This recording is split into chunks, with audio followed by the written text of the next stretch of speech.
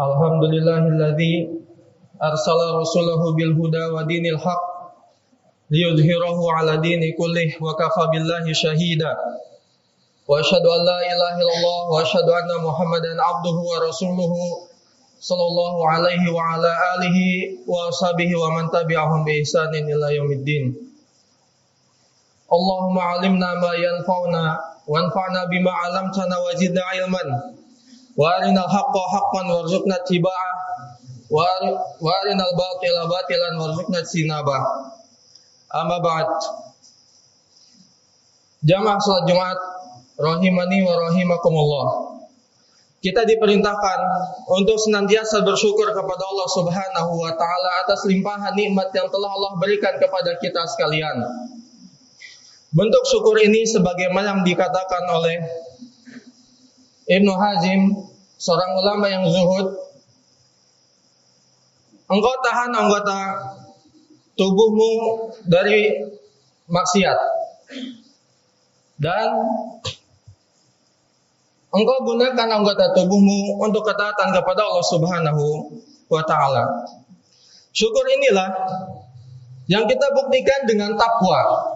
Sebagaimana Allah Subhanahu wa taala perintahkan, ya ayyuhalladzina amanu taqullaha haqqa tuqatih wa la tamutunna illa wa antum muslimun. Wahai orang-orang yang beriman, bertakwalah kepada Allah dengan sebenar-benarnya ketakwaan. Wala tamutunna illa wa antum muslimun. Dan jangan sekali-kali kalian wafat kecuali dalam keadaan Islam. Surat Ali Imran ayat yang ke-102. 102. Salawat dan salam semoga tercurah kepada Nabi akhir zaman yang telah mendapatkan mukjizat yang paling besar dan menjadi pembuka pintu surga, Nabi besar Muhammad sallallahu alaihi wasallam, kepada keluarganya, sahabat-sahabatnya, dan kepada para pengikut sunnah-sunnahnya dengan baik hingga akhir zaman. Ingatlah tentang Nabi Muhammad sallallahu alaihi wasallam. Disebutkan dalam hadis Thauban radhiyallahu anhu, beliau bersabda, wa innahu sayakununa min ummati salasuna kadzabun kulluhum yaz'umu annahu nabi wa ana khatamun nabiyyin la nabiyya ba'di. Sungguh akan ada dari umatku 30 orang yang mengaku sebagai nabi, padahal aku adalah penutup para nabi. Tidak ada nabi setelah Nabi Muhammad SAW. Hadis ini diriwayatkan oleh Imam Abu Daud dan Imam Muslim dan disahihkan oleh Syekh Al-Albani rahimahullah taala.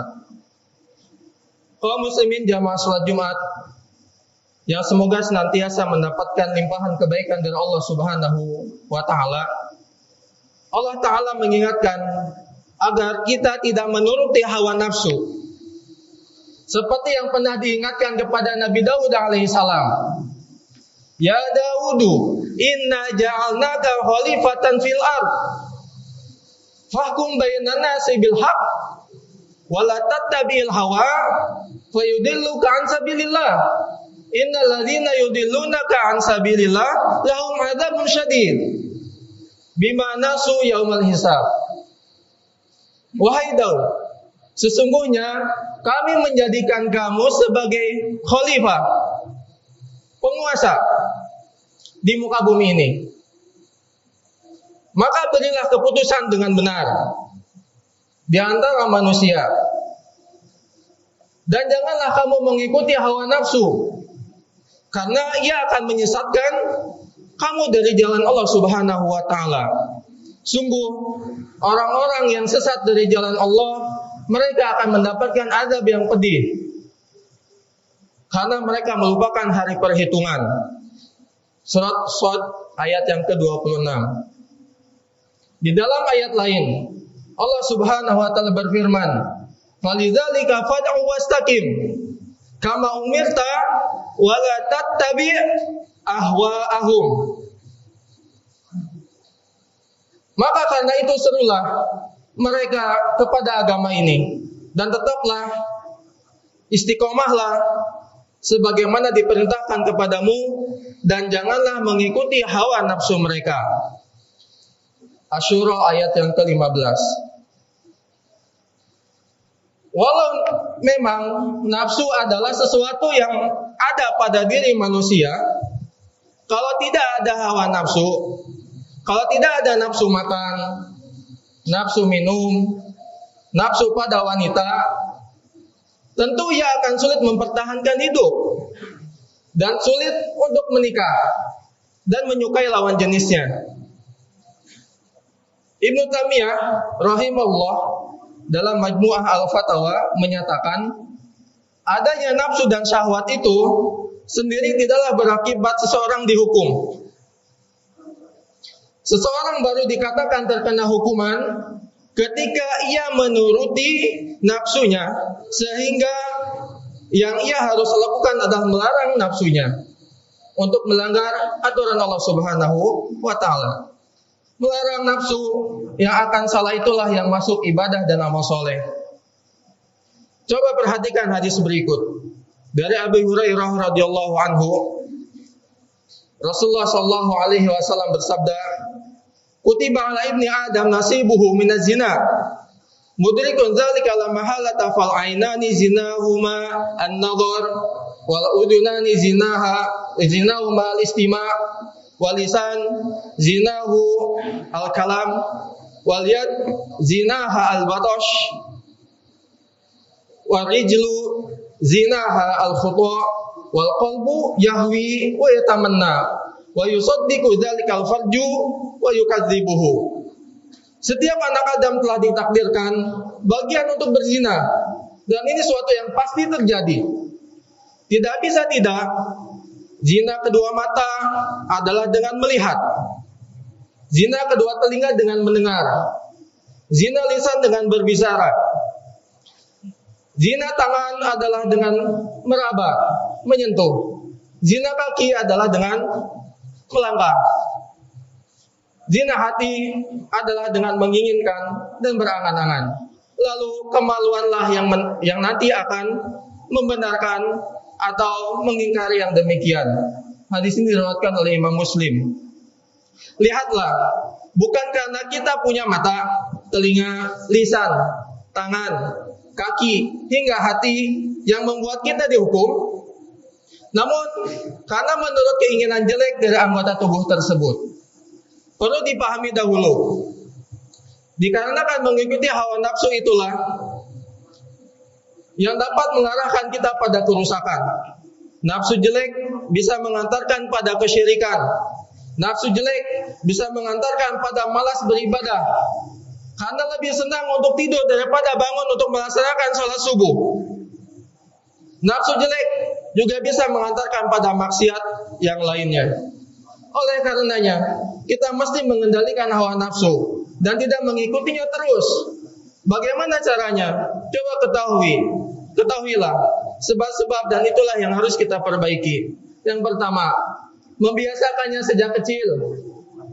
Kalau mengikuti hawa nafsu sudah dibiasakan sejak kecil, maka akan terus seperti itu hingga dia masuk ke dewasa. Karenanya orang tua tidak baik memanjakan anaknya dengan enggan membangunkannya untuk melaksanakan sholat subuh dengan alasan, dia masih ngantuk, kasihan dia capek. Namun kalau anak meminta mainan, dan bahkan mainan itu bisa merusak dirinya dan melalaikannya terhadap ibadah, malah ketika itu langsung dituruti.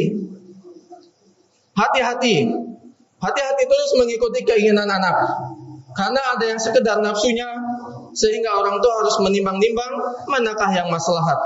Kedua, duduk dengan pengikut hawa nafsu. Ingat, duduk dengan pengikut hawa nafsu, bermajlis dengan para pemabuk, pemain judi, orang yang akhlaknya rusak, hingga dengan orang yang amalannya asal-asalan, hanya membuat kita terpengaruh. Ingat, as-sahibu sahibun. Sahabat itu sifatnya menarik. Yang ketiga, kurang mengenal hak Allah, tidak mengenal akhirat dengan baik.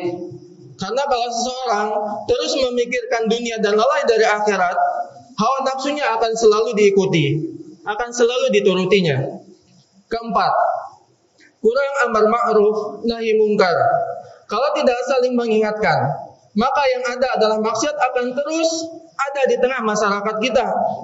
Dan banyak yang menuruti hawa nafsu. Allah Subhanahu wa taala memerintahkan, wa'mur bil ma'ruf wanha 'anil munkar wasbir 'ala ma asabak inna dzalika min azmil umur. Dan suruhlah manusia mengerjakan yang baik dan cegahlah mereka dari perbuatan yang mungkar dan bersabarlah terhadap apa yang menimpamu. Sesungguhnya yang demikian itu termasuk yang diwajibkan. Surat Luqman ayat yang ke-17. Kelima, cinta dunia dan terus tersibukkan dengan dunia. Sifat ini akan membuat kita terus menuruti hawa nafsu. Keenam, tidak mengenal bahaya karena menuruti hawa nafsu. Padahal mengikuti hawa nafsu itu amat berbahaya. Dapat membuat kita lalai dari kewajiban, terjerumus dalam dosa besar hingga berbuat syirik kepada Allah Subhanahu wa taala. Demikian khutbah pertama ini. Semoga Allah Subhanahu wa taala menjauhkan diri kita dari hawa nafsu yang selalu membawa pada kesesatan. Aqulu qouli hadza wa astaghfirullah li wa lakum wa li sairil muslimina wal muslimat fastaghfiruhu innahu wal ghafurur rahim.